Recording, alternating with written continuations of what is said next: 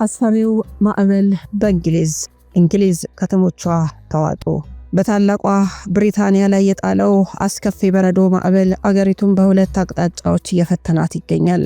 በአንድ በኩል የሺህ ዓመታት ዕድሜ ያለው የንጉሳውያን ቤተሰብ ትውፊትና ኃላፊነት፣ በሌላ በኩል ደግሞ በአውሮፓና በዓለም ኢኮኖሚ ላይ እያሳደረ ያለው ከባድ ጫና። በታሪክ ማህደር ውስጥ ፀሐይ አትጠልቅባትም የምትባለው የባህር ላይ ንግሥት የነበረችው የታላቋ ብሪታንያ ታሪክ ከጥንታዊ ግርማዋ እስከ ዛሬው የተፈጥሮ ፈተናዋ ድረስ ያለውን ጉዞ እጅግ በጣም አስደናቂም አስገራሚም ነው። የንጉሳውያኑ መነሻ፣ የባህር ላይ የበላይነት፣ እንዲሁም ደግሞ ፀሐይ አትጠልቅም የኢምፓየሩ ክንድ፣ ወቅታዊው የበረዶ ማዕበልና የተፈጥሮ ቁጣን አብረን ሁሉንም አንድ ላይ እንፈትሸዋለን። ሰላም፣ ጤና፣ ፍቅር፣ በረከት ተመኘንላችሁ ውድ ቤተሰቦቻችን በያላችሁበት የዓለም ዳርቻ ሁሉ እንደምን ቆያችሁን። እንግዲህ እንዳለመታደል ሆኖ ለትለት የምንገናኘው በጣም አደገኛ የሆነ የተፈጥሮ ቁጣ በሚከሰትባቸው ሀገሮች የሚፈጠሩ ችግሮችን ነው አብረን የምንገልጠው ማለት ነው። እንግዲህ ከፈጣሪ በላይ ማንም እንደሌለ የታየበት ክስተት ነው። በተለይ 2026 ከዋዜማው ጀምሮ የፈረንጆቹ አቆጣጠር በጣም ከፍተኛ የሆነ ውድመትና ሞት እንዲሁም ድንጋጤ በጣም በርካታ ዓለማት ማቅ የለበሱበት ክስተት ነው ያለው ማለት ነው። ደግሞ ሀገር እንግሊዝ ተረኛ ሆናለች። ከተሞቿ በሙሉ እየሰመጡ ነው ማለት በሚቻልበት ደረጃ በርካታ የሚዲያ አውታሮችን መረጃ እያወጡት ነው ማለት ነው። በቪዲዮ የተደገፈ መረጃ ነው እያወጡ ያሉት። እጅግ በጣም ዘግናኝ የሆነ በረዶ እያወጣት ነው። እንግዲህ መንግስትም እያደረገ እንዳለ ከጥንትም ጀምሮ የነበረውን ነገር አብረን እንፈትሸዋለን። አብራችሁን ስለምትሆኑ ከወዲሁ እናመሰግናለን። ሮማን ጸጋዬ ነኝ ከአክሱም ቲዩብ። ሰናይ ቆይታ ይሆንላችሁ። እንግሊዝ ታሪኳ የሚጀምረው በደሴት ላይ ታጥሮ ሳይሆን ያንን ደሴት ወደ ዓለም መገናኛነት በመለወጥ ነው። በተለይ በ16ኛውና በ17ኛው መቶ ክፍለ ዘመን እንግሊዝ የባህር ኃይሏን በማጠናከር ዓለምን መቆጣጠር የጀመረች አገር ነበረች። የቅኝ ግዛት መስፋፋቷም እንግሊዝ ሮያል ናሺ የተሰኘው ጠንካራ የባህር ኃይሏን በመጠቀም አሜሪካን፣ ህንድን፣ አውስትራሊያንና በርካታ የአፍሪካ ሀገራትን በቁጥጥሯ ስር አውላለች። አሜሪካና እንግሊዝ የዛሬዋ ልዕለ ኃያል አሜሪካ በአንድ ወቅት ብሪታንያ 13 ቅኝ ግዛት ነበረች። እንግሊዝ ቋንቋን፣ ህጓን፣ አስተዳደሯን በዚያው ምድር ላይ ተክላለች። የኢንዱስትሪ አብዮት በ18ኛው መቶ ክፍለ ዘመን እንግሊዝ የዓለም የፋብሪካ ማዕከል በመሆን የኢኮኖሚ የበላይነቷን አረጋግጣለች። ፀሐይ አትጠልቅም የኢምፓየሯ ክንድ።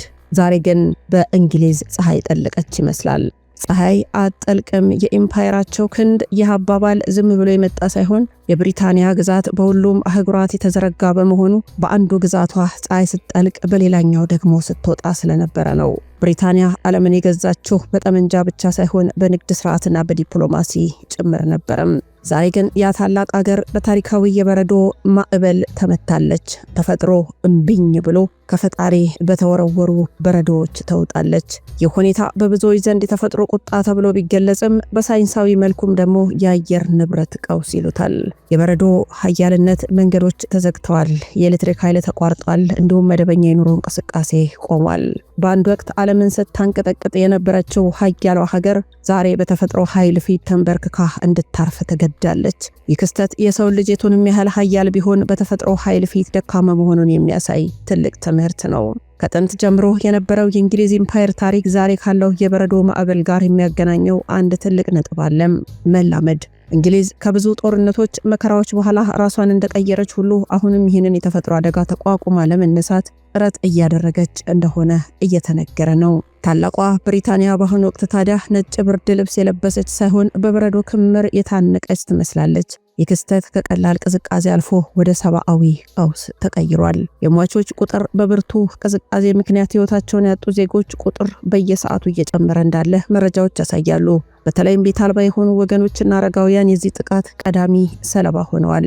ሆስፒታሎች በበረዶ መንሸራተት ምክንያት በሚደርሱ አደጋዎችና በቅዝቃዜ በሚመጡ የጤና እክሎች ተጨናንቀዋል። የድንገተኛ አምቡላንስ አገልግሎቶች በበረዶ መዘጋጋት ምክንያት ወደ ተጎጂዎች መድረስ ተስኗቸዋል። ኃይል መቋረጥ፣ የበረዶ ክብደት የኤሌክትሪክ መስመሮችን በመበጠሱ በ10 ሺዎች የሚቆጠሩ ቤተሰቦች ያለ ሙቀትና ያለ ብርሃን በጨለማና በብርድ እንዲቀመጡ ተደርገዋል። የለንደን ሂትሮ አየር ማረፊያን ጨምሮ ዋና ዋና የባቡር መስመሮች፣ አውራ ጎዳናዎች ሙሉ በሙሉ ተዘግተዋል። ይህም አገሪቱን ካለም አቀፍ ግንኙነት አቋርጧታል። በአንዳንድ አካባቢዎችም የበረዶ ክምር ክብደት መቋቋም ያቃታቸው የቤቶች ጣሪያ ተደርምሰዋል። የሱቆች ባዶ መሆን ደግሞ አስጨናቂው ነገር ነው። የጭነት መኪኖች መጓጓዝ ባለመቻላቸው በሱቆች ውስጥ የዕለት ተዕለት የምግብ ፍጆታዎች አልቀዋል። ህዝቡም መሰረታዊ ቁሳቁሶችን ለማግኘት በከፍተኛ ስጋት ውስጥ ይገኛል። ከፍተኛ ቅዝቃዜ ምክንያት የውሃ ቱቦዎች በመፈንዳታቸው ብዙ መንደሮች ንጹህ የመጠጥ ውሃን አጥተዋል።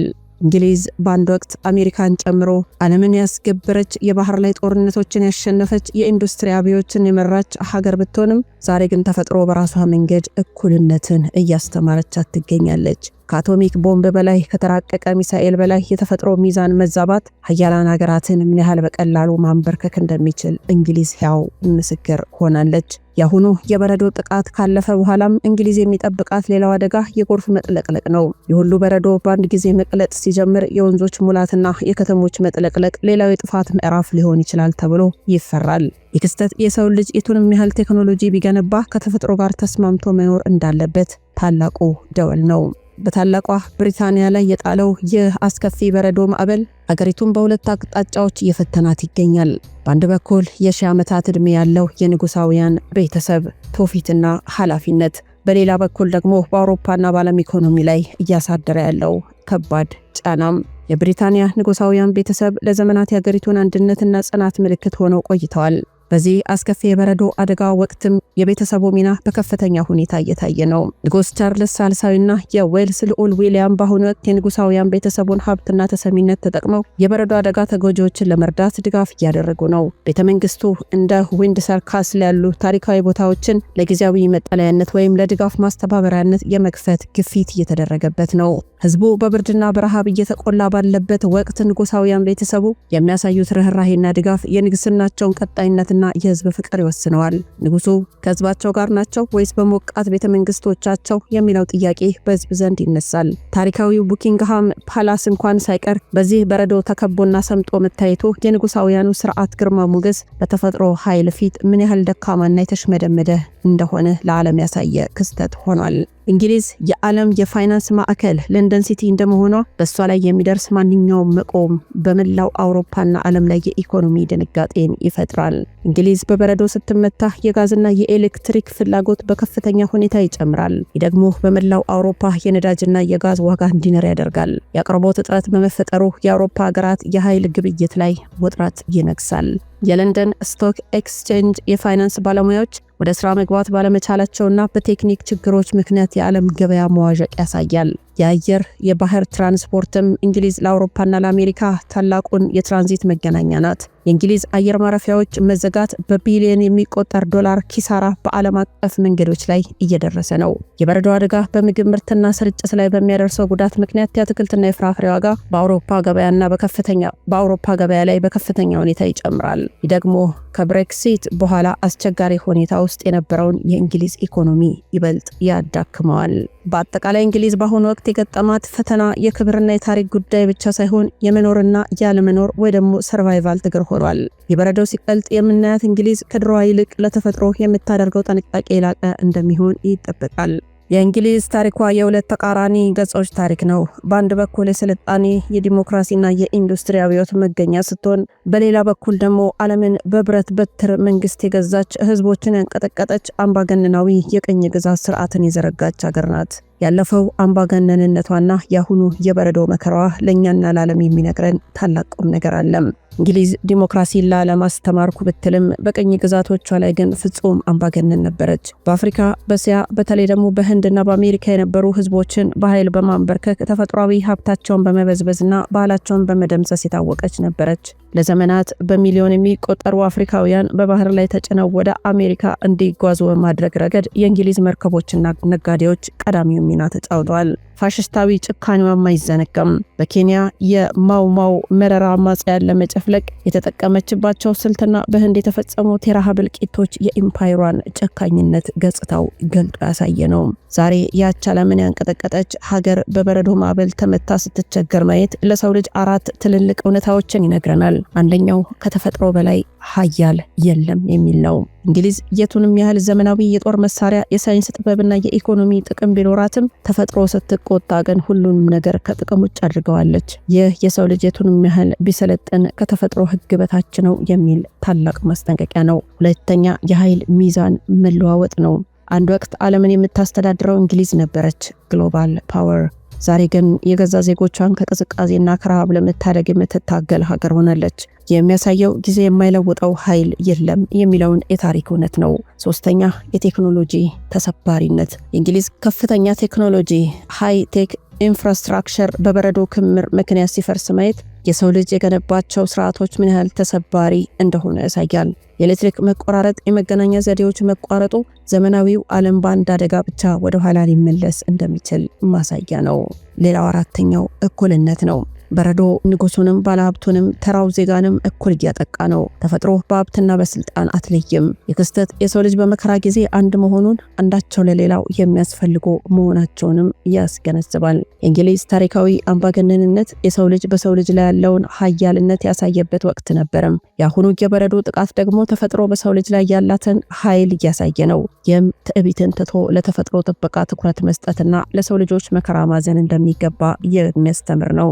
እንግሊዝ ፀሐይ አትጠልቅብኝም በሚል ትዕቢት ተወጥራ ዓለምን በቀኝ ግዛት ስታንቀጠቀጥ ገጥሟት የማያውቅ ጽኑ ተቃውሞ የገጠማት ከኢትዮጵያው ንጉሠ ነገሥት አጼ ቴዎድሮስ ነበረም። ቴዎድሮስ ለእንግሊዟ ንግሥት ቪክቶሪያ የላኩት የወዳጅነት ደብዳቤ ምላሽ ባለማግኘቱ ንጉሱ የእንግሊዝን ተወካዮች በመቅደላ አሰርቡ። ይህ ለእንግሊዝ ትልቅ የክብር መነካት ነበረም። እንግሊዝ ቆንስላዎቿን ለማስለቀቅ በወቅቱ እጅግ ዘመናዊ የተባለውን የጦር መሳሪያና በሺዎች የሚቆጠሩ ወታደሮችን ከህንድ ጭምር አምጥታ ዘመተች።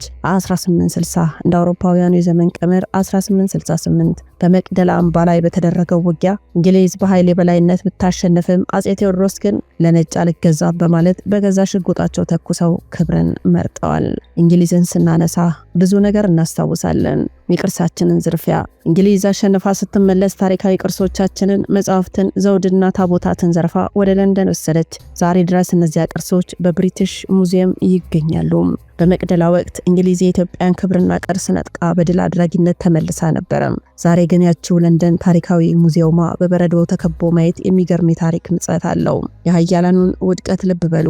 በመቅደላ ወቅት እንግሊዝ የነበራት የቴክኖሎጂ የበላይነት፣ ዘመናዊነት፣ ጠመንጃና መድፍ ዛሬ ካለው የበረዶ ማዕበል ሊታደጋት አልቻለም። የተፈጥሮ ዳኝነት የታየባት ሆናለች። በአንድ ወቅት የሌሎችን ሀገር ሀብትና ቅርስ ስትዘርፍ የነበረችው እጅ ዛሬ በገዛ አገሯ ውስጥ ለዜጎቿ ምግብና ሙቀት ለማቅረብ ተቸግራለች።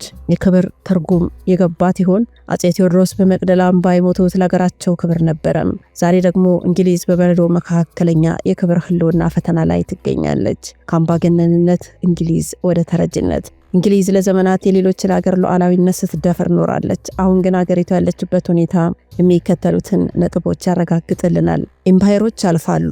የሮማውያንም ሆነ የብሪታንያ ኢምፓየር መቆም አልቻለም። ሁሉም በጊዜና በተፈጥሮ ፊት እኩል ናቸው። ታሪክም ራሱን ይደግማል። በአንድ ወቅት ሌሎች በረሃብና በችግር ትቀጣ የነበረችው እንግሊዝ ዛሬ በተፈጥሮ ምክንያት በረሃብና በብርድ ስጋት ውስጥ ወድቃለች። የሞራል ጥያቄም ተነስቷል። ዓለም አቀፍ ማህበረሰብ እንግሊዝን በታሪክ ለፈጸመችው በደል ዛሬ ተፈጥሮ እየቀጣቻት ይሆን የሚል መንፈሳዊና ታሪካዊ ጥያቄ እንዲያነሳ አስገድዶታል። እንግሊዝ ታሪክ ከአምባገነንነት ወደ ስልጣኔ፣ ከስልጣኔ ደግሞ ወደ ተፈጥሮ ተገዥነት የተለወጠ ረጅሙ ጉዞ ነው። መቅደላ ላይ የፈሰሰው ደምና የተዘረፈው ቅርስ የታሪክ ጠባሳ ሆኖ ይኖራል። ዛሬ የጣለው በረዶ ደግሞ ያንን ጠባሳ የሚያስታውስ የተፈጥሮ ደወልን ይመስላል።